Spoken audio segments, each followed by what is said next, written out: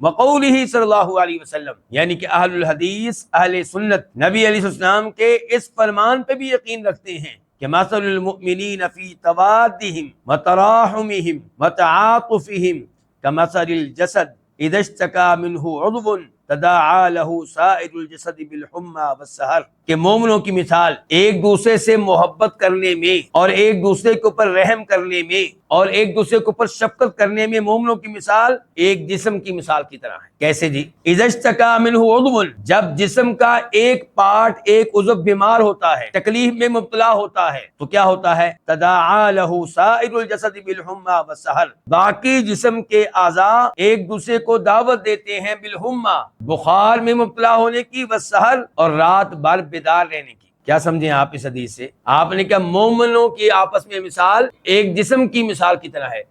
ایک جسم کے کئی اعضاء ہیں، کئی پارٹ ہیں۔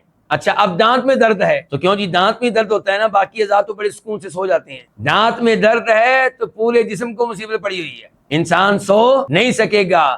درد ہے دانت میں اور آنکھ نے سونے سے انکار کر دیا۔ درد ہے دانت میں، پورا جسم بخار میں مبتلا ہو گیا۔ کان میں درد ہے تو پھر بھی یہی صورتحال ہے، سر میں درد ہے تو یہی صورتحال ہے، پیٹ میں درد ہے تو یہی صورتحال ہے۔ کہنے کا مطلب یہ ہے کہ مسئلہ ہوتا ہے ایک عضو میں، ایک پارٹ میں، اور باقی جسم کے اعضاء اس پارٹ کے ساتھ شریک ہوتے ہیں اس درد میں، بخار میں اور نہ سونے میں۔ یہ نہیں کہتے کہ دانت کو یہ نہیں کہا جاتا کہ ہمیں تو اس سے کیا لگے، آنکھ یہ نہیں کہتی کہ ہمیں تو اس سے کیا لگے۔ سارے اعضاء متحد ہو کر اس پریشانی کو برداشت کرتے ہیں، اس کی پریشانی میں شریک ہوتے ہیں، اس کے غم میں شریک ہوتے ہیں۔ تو فرمایا ایسے ہی مومن، یعنی کہ سب مومن ایک جسم ہوئے، اور ہر مومن گویا کہ ایک جسم کا ایک ایک پارٹ ہوگا۔ جب ایک مسلمان پریشان ہے تو باقی مسلمان خوش کیوں؟ تو ایک مسلمان کی پریشانی کو باقی مسلمان اپنی پریشانی سمجھیں، اور کیا کریں؟ مسلمان آپس میں ایک دوسرے سے محبت رکھیں، ایک دوسرے کے اوپر رحم کریں، ایک دوسرے کے اوپر شفقت کریں۔